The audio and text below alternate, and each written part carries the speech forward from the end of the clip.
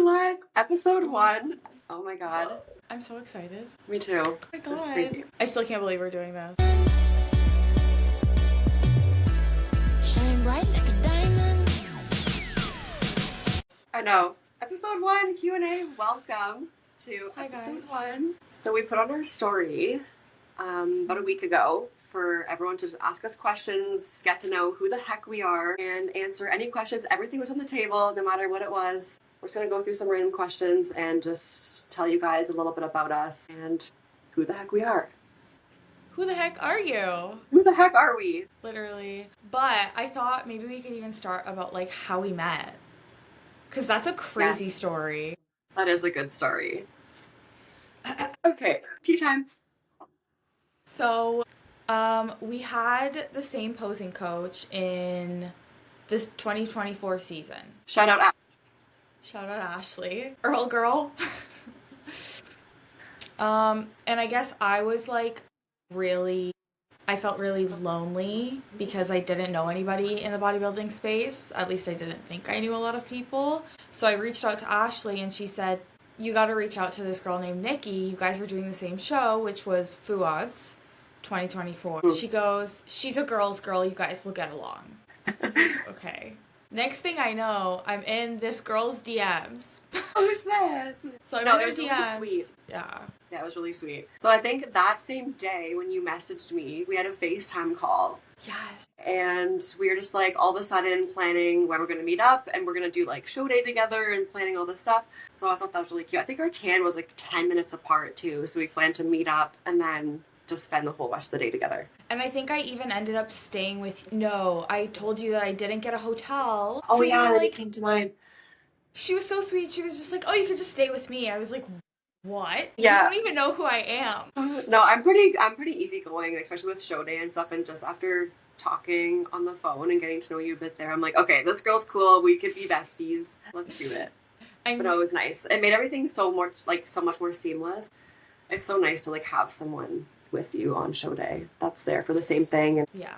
Or even like being able to have someone that you don't know and kind of like experiencing, I don't know, like because you took a whole year off and I took you took some time off and then I took some time off. So it was just nice. We didn't even get any photos that day. And that's how you know, like we really experienced the show is we didn't take any photos together. just being so present. I know they always say like your closest friends you never have pictures with, and it's so freaking true. Even to this day we have like maybe 4 pictures together. I know. We're like, we're gonna get some pictures and it ends up just being like a mirror selfie at the gym. Yeah, and that's it. It's so funny. But yeah, that's kind of how we met, and then we ended up doing Toronto the week after together, Yeah, that was a good show too. and the rest was history. Yeah. It was so weird. We kind of just like clicked. And you were living in Newmarket at the time, and now you're here with me and Barry. Yes. And I'm in your old house. That is so crazy. I love that though. But yeah, I guess let's start these questions. Yeah, let's get to it. Are we doing that first? Some gym stuff. Okay, so we asked on our story a week ago, we put up a question box, one anonymous and one not anonymous. So we got quite a few, which I'm really happy about. Me too. So one of the questions was how we met. We just went over that. And how did we get into bodybuilding? Ooh, okay. So I did dance basically my whole life. And then after that, like with dance, you kind of graduate from dance. Whether you go away to school for dance and pursue that, or you go and teach, which I did none. So I just got into the gym and I was like, well, I want to stay active, so let's go to the gym. So I did that. And then I would just follow along with people on Instagram and YouTube and just watch their videos. And I love watching the vlogs, like the show day vlogs, like what goes into that day. And I'm like, oh, this is cool. Like, I feel like I could do this. And then just getting more into the gym, meeting people. That's where I actually met my still coach, Jaden. And I was like, hey, I think I want to compete. This looks cool. I feel like I could do this. Let's just kind of get me there. He decided what division I would fit best in, and we kind of grew into that for a year. And then I did my first show in 2022. I did King Kong. Loved it.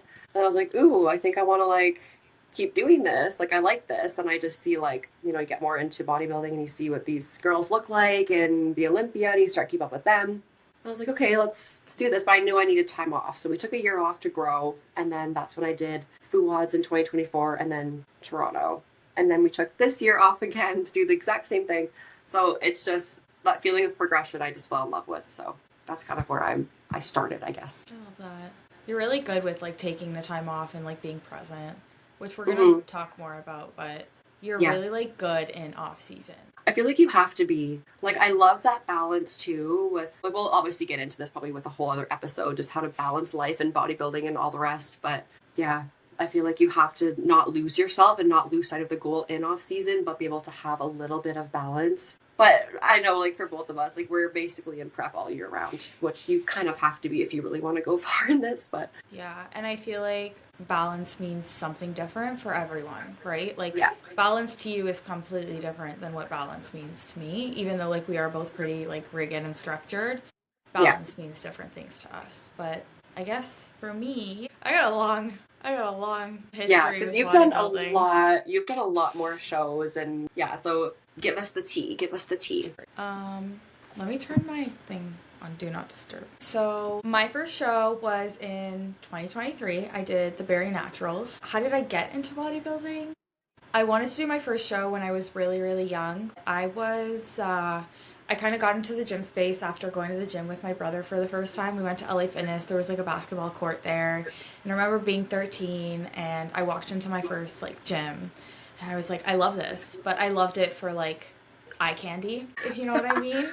Like my Yeah. brother was older than me and all of his friends were older. So I was like, oh, like I'm this 13-year-old girl and like, wow, these like guys at the gym. So that's kind of like how I got into the gym. My brother was like, just come like train with me. Ended up getting extremely obsessed with it. And I loved the fact that I was able to restrict myself. Like that's what kept me in the gym is like, oh, like this is it. As soon as I'm in here, like I can control this. I'm here and nobody else can stop me.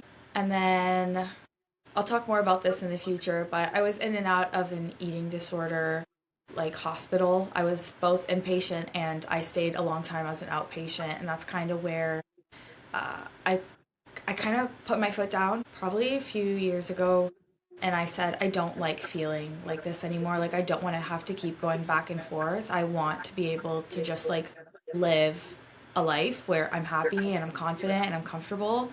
And I said I'm just going to do a show. I knew I wanted to compete, but I didn't. I kept thinking that if I were to compete, it would make my eating disorder worse. Little did I know that it literally taught me Yeah. everything. And it did the complete opposite for you, I think. But which we'll get into as well. Yeah. So I ended up doing my first show in 2023. We'll talk about this more in the future, but I did horrible. I got eighth in my first show, and there was like 11 girls. And not to diminish anybody, but like I deserved that placing. I was not ready at all. And that's when I switched to my previous coach and I worked with him for almost 2 years and I loved him. I loved his structure. I loved his leniency. I loved the way that he helped me learn to fuel my body. And learn to like love every phase. Like he really did teach me and he helped me a lot with my IBS. And then last year I did 4 shows. I did the open stream and the natural stream. I wanted to see if I wanted to take the next step. And that's why I did both the open and the natural as a natural competitor. And I did pretty well in both, I'd say. And that's when I took the leap and hopped in the dark side, and here we are. And here we are. Love that. I love bodybuilding. So you did a total of, yeah, 4 shows in that one year. That was a lot. So I've done 7 shows. But if we're counting like the national show or if we're counting only the open shows, I've done 2 nationals and 2 regionals. Yeah. But good for you though for doing both. Like when you did the natural route and the open, both. Like that's very intimidating for a natural competitor to be like, okay, I'm going to go up against these open girls. But it's a good place to go up and see where you stand. And more stage time too. Like we love that. It's good. Yeah, I think that's the one big thing is the stage time. The first time I ever stepped on stage, I did so horribly. I was so rushed and so nervous. So being Yeah. able to like experience what the stage feels like, what the lights feel like, eyeing the judges, like I kind of understood then like you need practice on stage. Yeah. Definitely. Okay, let's get into more of these questions. Do you have any regrets in bodybuilding? Honestly, I would say no, because if anything, bodybuilding's taught me a lot about myself, about what I could do, about how like when you're in it, life keeps going on. It doesn't stop. So you have to learn how to navigate things and really focus on what you're doing. Time management, it taught me a lot. It actually brought me a lot of my best friends, including you. So I don't, but if I won't be able to compete or something doesn't allow me to compete anymore, I would be very happy of what I've done and what I've experienced just through the process even. So I would say no. I would have no regrets. What about you? I want to say no, but I think my only regret is not being present as often as I wish I was And that's in really hard to prep. do when you're in prep. Yeah. Yeah. Especially like the last I'd say 3 weeks, where like you are literally sending check-ins every single day. Like every day. Because your coach wants to see how your body adjusts. I wish I could just. Last year, like this last season, I think I did a really great job. But in previous years, I just wish I was more present. Again, like it's all a learning experience, but that's not even a regret, but it is. And that's something that you continue to learn and evolve in, right? Like, I remember my first show, I blacked out. I don't remember a thing. Yeah. Whereas this year, I had all of my friends with me. I barely took any photos on show day, like barely. And it's because I was so present. I was just there.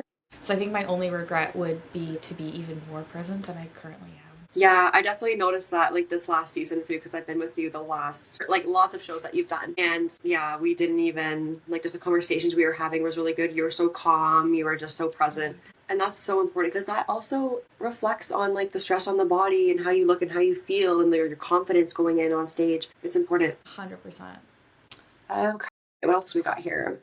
Thoughts on the men's wellness division one day possibly coming to North America? So it's a thing in Brazil right now. It is a thing. I've been kind of keeping up with it, not gonna lie. These guys, they look good. Okay, I'm sorry, but They do. They I'm like, actually wow. do. The only thing I would say is when you start intertwining, you bring the men in with the women. That's where it's a little bit sticky. But if they have their own division, their own class, all power to you. It's just another division that the men are able to compete in, which I think is great. Yeah. Well, wellness, if you think about wellness wasn't in North America, and they didn't want to bring it into North America Yeah, until they realized how beneficial it would be for the sport to grow, right? yeah, So maybe men's wellness will open up opportunities for people who don't see themselves as men's physique, don't see themselves as classic. Maybe it could be for people who, feel more comfortable in a more, I want to say like more feminine more bodybuilding feminine role. category. Yeah, Yeah. So I think it's beneficial, but it's kind of like Fit Model. When Fit Model first came to life, everyone was like, "What is this thing?" And now they're like, "Oh, you know what? There's kind of a difference between bikini and Fit Model just because the sport has evolved so much." So it could be yeah, the same thing for the men's division. definitely. And I'm pretty sure all the criteria is the exact same. The judging panel is the exact same as the Yeah. woman. So I don't know. It's kind of cool that like a man's body could do that, as weird as that sounds. Like, but I think they look good. They look good. Yeah. It just gives them a different, yeah. Yeah. For those that don't know, I'll attach a photo of like what men's wellness looks like currently, like the current physique standards. Yeah. It is something very different, and it's just new, right? Like people don't like change all the time, so it's just Yeah, I something that think we it's have to great for the adapt to. growth of the sport, for Yeah. sure. But also, I'm getting over a cold, so don't mind me over here. Oh, poor baby. I It's that did time make of her year. tea last night. That actually helped a lot. That was great. Wifey of the year. Nick, Yeah, move take over. some notes. Yeah. Okay. Favorite part of prep? Just one. Probably Just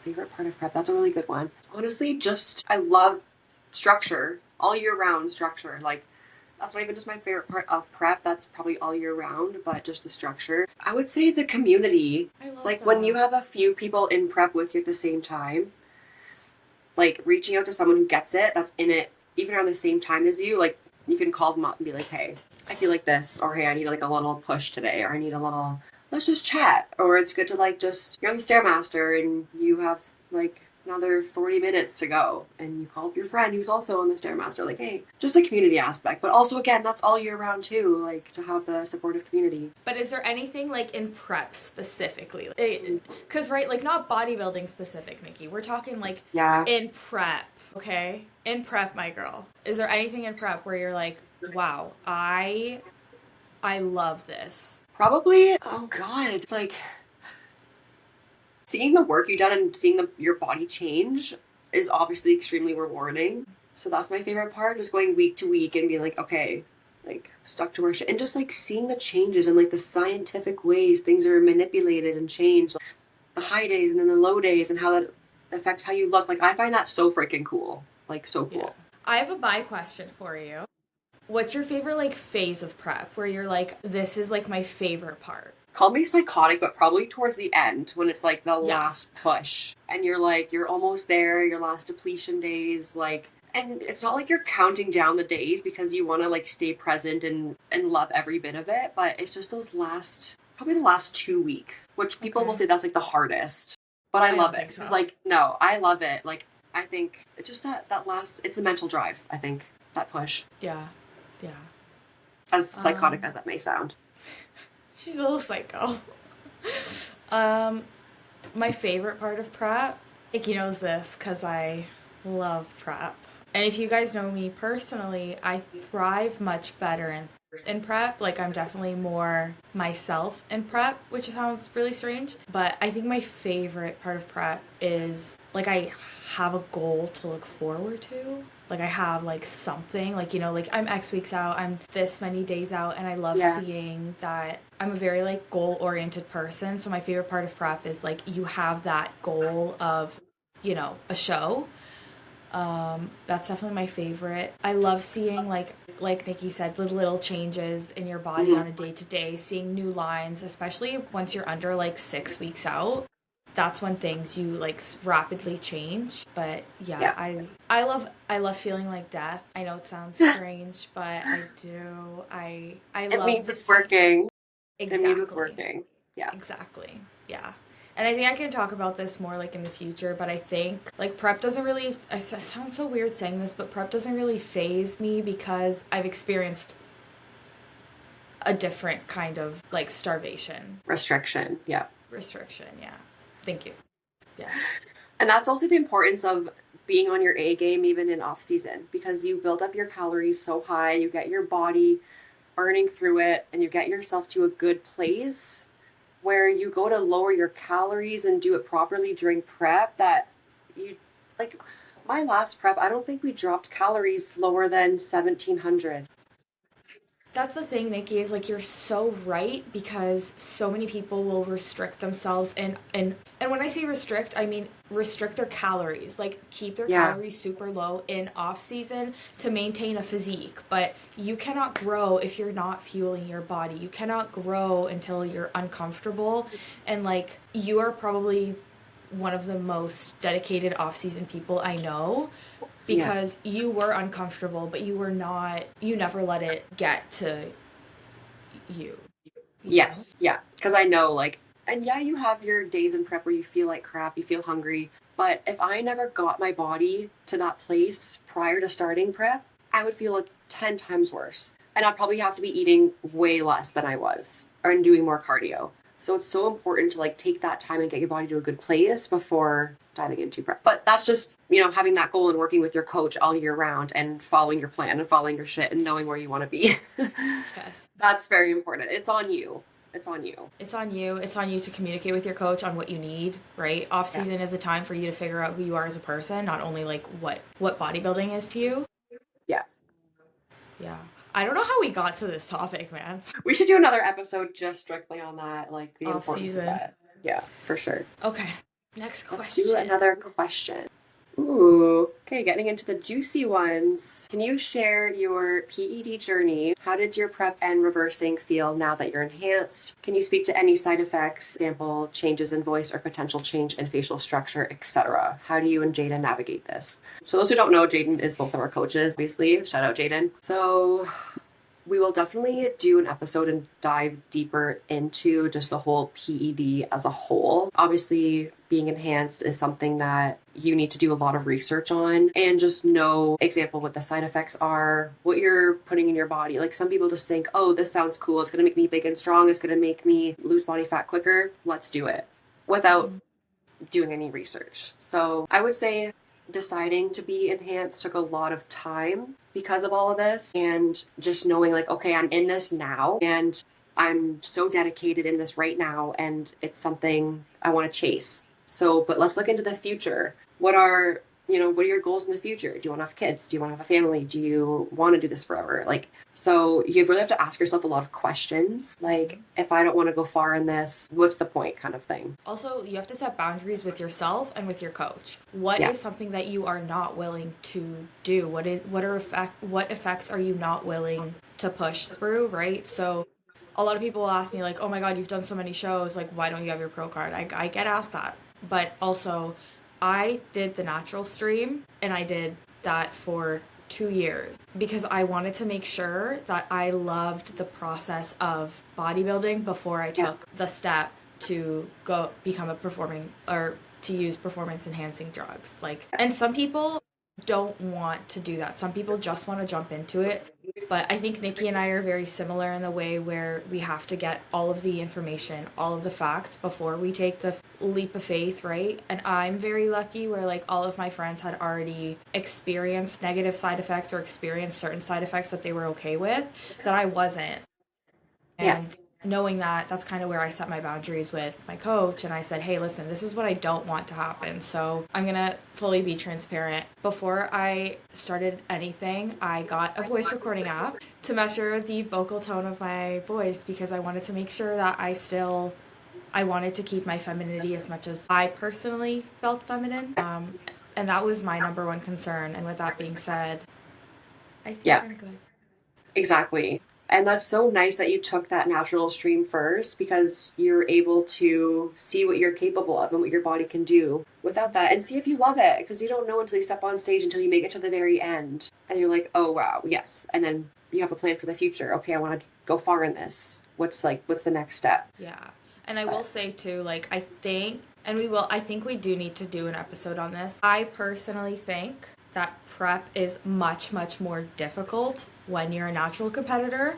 I think it's much more difficult as, like, on your body, on your hormones as a female, and just on your overall mental health. Like, it takes such a big toll because in order to become stage lean as a natural competitor, you just have to put in more work. Your body's not recovering as much. And the thing about performance enhancing drugs is the main tool for them is they help with recovery. Yeah. So Definitely. And like asking the questions is so important. Like depending we'll do a whole episode about this, like specifics and whatnot, but the side effects, it affects people so differently. Like some people will get one side effect and some people might get something else and they're taking the same thing. And everything affects people so differently. So it's just knowing what the risks are. And like you said, you're keeping track of how your body's changing. So you have to be like, some people are so tunnel vision, they don't really care to keep up with this stuff, and then these side effects come and they're like, shit, now what? It's not reversible either. So it's something you really have to keep in mind and do your research, ask the questions, and just know what you're taking and what it does and why. I think also the other part of that question asked, like, how did you have that conversation with Jaden? I personally had a conversation with my previous coach and I did open up and I told him, like, hey, listen, I really would like to take the next step. I really do see bodybuilding as like a long term, but I do have boundaries. And we sat down, we had conversations about like what we were taking, what I wouldn't take, and why I wouldn't take it. He explained everything very thoroughly. And I don't know how was Jaden when you first, because even with Jaden, Jaden was my first prep enhanced, and with him I would just ask like, hey, what is this? And if I didn't want to take something or if I didn't know what it was, he would just say, hey, this is what this is for. And he would explain it, and I would say, do I have to is this beneficial? How is this beneficial? And there was never like if you don't do this, you can't prep. It was just, what are your boundaries? What are your limits? Yeah. And you have to do your due diligence as an athlete to open up those questions. But yeah, it was basically the same thing for me. And he's very specific and very, like, he makes sure that we're doing it properly. Like, blood work. We understand Yes. how it affects your hormones. If things are off, you're not touching anything. Like, you got to make sure that your body is in the right place for it. And you're keeping track with that while you're on too, while you're off. How's your body recovering? And if you're ready for that. 100%. Couldn't have said it better. But yeah, But we got to dive deeper into this question and really get more specific with another episode. And I think but that's also leading into the next question of how far are you guys willing to push drugs? Do you have a limit? We basically just touched on that. Yes, there is a limit because you want to know, like, you want to stay healthy. You want to make sure you're doing it right. but I think they're asking us, like, personally, do you have a limit? Yes. You have a limit. Yeah.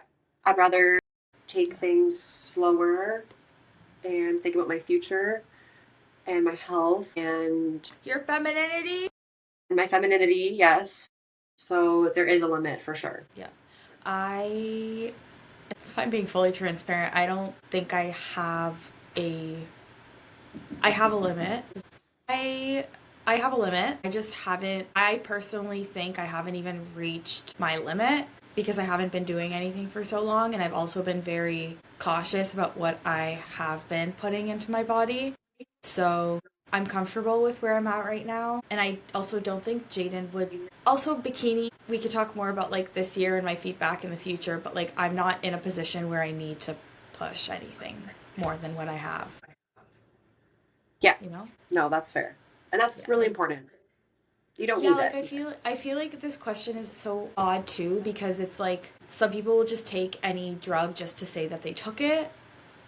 Yeah. Whereas like what's its use? Like why are you using this, right? So Yeah. like for me being told that my glutes are too big, I don't really need to grow, why would I push anything more than I already have? Exactly. And honestly, getting my food so high these last two off seasons, I feel like that's What were what's your really calories at? Like the highest that you went? highest. I think I was going to pull up my meal plan, but I think it's just over 4,000, 42, 43. On my leg days and training days were high 3,000s. I would literally yak looking at that.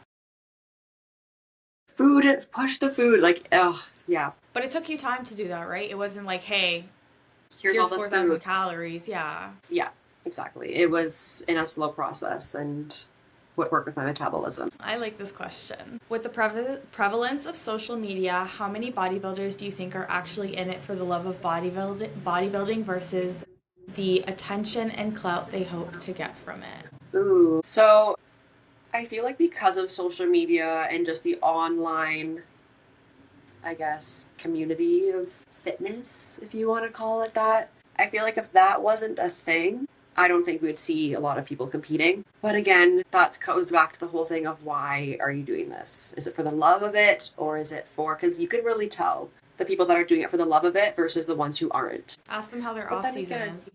yeah. But then again, I think there's a huge benefit to the social media because that also creates community for the bodybuilding industry. And like, that's how we met was on Instagram. I was Like, thinking the same. You read my mind. we are both in prep and I think there's a benefit to social media where people can share their journeys and then people can see that and follow along, meet each other because of it, be a good support system. Obviously, there's a negative side. We could probably do a whole other episode too, just about social media in itself. Yeah. But I definitely think you could tell easily the ones who are really in it for the love of it versus the ones who aren't. Yeah. It's very obvious. I think the thing about social media is it's a great way to get information, but it's also a great way to get false information. Yes. Bodybuilding, the social media aspects of bodybuilding have created so many opportunities for me personally. I'm able to share my journey in bodybuilding, and I have so many people reaching out, sharing similar experiences, and they just need guidance, right? Yeah. So I'm so glad that I can provide like that accurate information, and I never give anybody information or resources that I don't think are beneficial for them. But then there's the other side of social media where you get hated on. You get information that's so inaccurate that it makes you think that what you're doing is wrong. And Yeah. I just want to preface this like social media is a highlight reel. You're not seeing the negative parts of bodybuilding. You're not seeing the Yeah. side effects. You're not seeing, the loneliness sometimes because does feel lonely sometimes. Like, the reality is you're doing the same freaking thing every day, and no one talks about that. Exactly. Yeah. So it's just also staying pretty authentic too. And even sharing, that's what we want to do with this podcast too, is just share like the realness of it all and behind the scenes and talk about this kind of stuff. Yeah, talk about the 'Cause even reality of someone, bodybuilding. yeah, and even someone just starting out too will go on social media and get hella flustered and so overwhelmed that they probably just want to quit, which is Don't upsetting. quit. But Don't yeah, quit. none of that here. Questions from here. Did you lose your period? If so, how did that feel? Nikki, do you want to go first? Yes, this definitely has happened, and it happens to a lot of females, especially when your body fat gets really low. But also, this is something you have to take into account when you're enhanced as well, because some PEDs can, fluctuate your hormones and change things. And so a lot of females do lose their periods because of that. So, in my experience, yes, I did lose my period for a short amount of time. But this is something we can definitely talk about in another episode, just like how to navigate that and what to be aware of. But that's a whole other ballgame that we'll have to get into. Yeah, guys. Did But you again, we're feel keeping any it real on different? here. We're keeping it real on here. Pardon? Did you feel any different when you didn't have it versus when you did, like regularly? Yeah, it definitely doesn't, because as a female, having your period makes you feel like a female, like it makes you feel good. And then when you lose it, you don't realize like that part of you is gone. But I feel like within a part of me, I didn't like feel different. Like my mental health didn't change, nothing. Like I didn't notice anything different. I just literally didn't have a period. But then again, when you're such a low body fat as well, your body feels unsafe. It takes that away. You just don't have a period. Yeah, I did lose mine. So funny because you're like, yeah, and I got it back, and I'm like, I didn't. I did lose mine, but I think I don't want to have to like explain myself in the way that I'm thinking about it right now. So I did lose it, but I was also on hormonal birth control at the time. And after my show, I decided to get off hormonal birth control while not having my period. And this is something that I think a lot of people need to hear is when you're getting off birth control, there's a process to it. You can't just get off of it. And I didn't know that. And then I jumped into another prep. So with that being said, I did lose it, but I'm doing the things that I need to try to get it back. And the one thing that I have noticed so far is the more that you stress out about it, the worse it's going to be. So Yeah, because stress will stop that from happening. Yeah, yeah, definitely. because there's different, I don't know if you did any research on it, but like hypothalamic amenorrhea. Yes, that is definitely a thing. So I'm 100% sure that's like where I'm at, because for those that don't know, it's called HPA. It's when signals in your brain, your hypothalamus, doesn't send signals to your body because it's under stress. And I am a very high stress girl. Yeah, your brain and your ovaries literally just stop talking to each other. But the same thing kind of happened to me. Yeah, because I went through a really stressful time in my life in like 2023. And I was in my off season. I was taking a year off at that time. And I went through a really stressful part, and that's when I initially lost it. And then again, same thing as you, getting into a prep right after that, being a low body fat percentage, it just never came back until I was in my off season. We got things back on track. Food was higher, stress was lower. We were good. I got it back. But then again, that goes with the importance of taking that time off to get your body back balanced and back on track. And then that's when you can think about introducing things back in, if that's the case. To that question, yes, we both did lose it, but we're going to go much more in depth about the process and kind of what that looked like. Another question, how do you balance hair care and sweaty workouts since it's bad to wash your hair so often? Oh my God. I struggle with this a lot because I sweat a lot from my head and my face and my neck. I don't.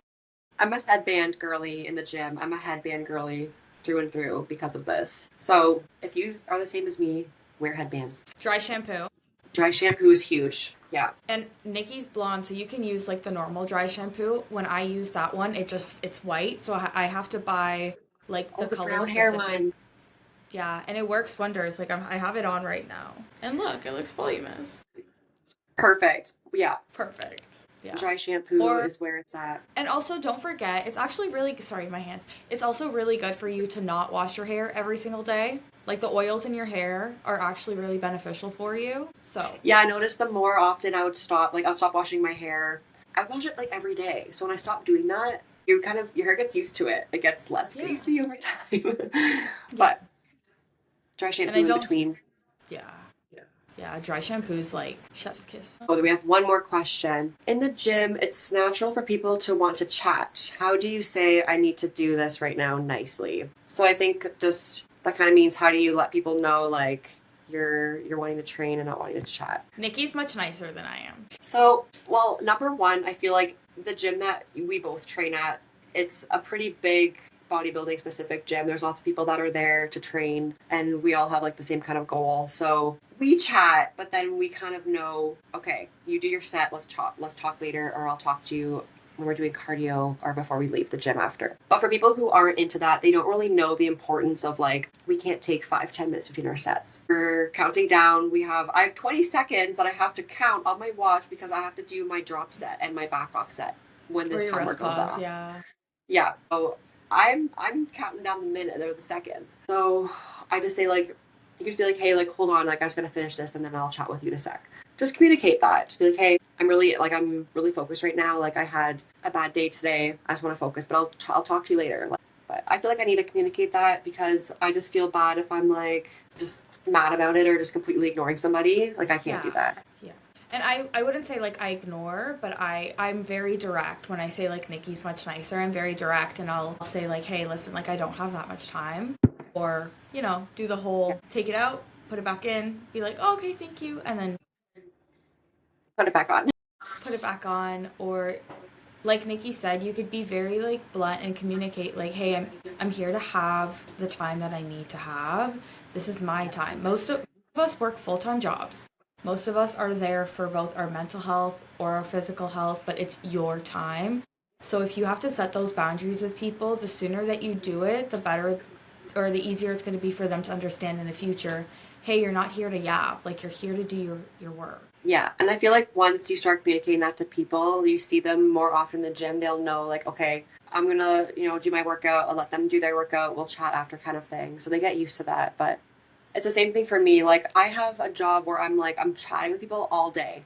And I use the gym as also a mental health outlook, I guess you could say too. So I'm there, I want to focus. I don't like to talk during my workout whatsoever. So that's like my time as well. I feel like if I don't have that, I almost get like grumpy after. You know what I mean? So I need that. I need that time to myself. You need the time to decompress. You had a long day. Maybe someone told you a story that we work with people, right? We're in an industry with people.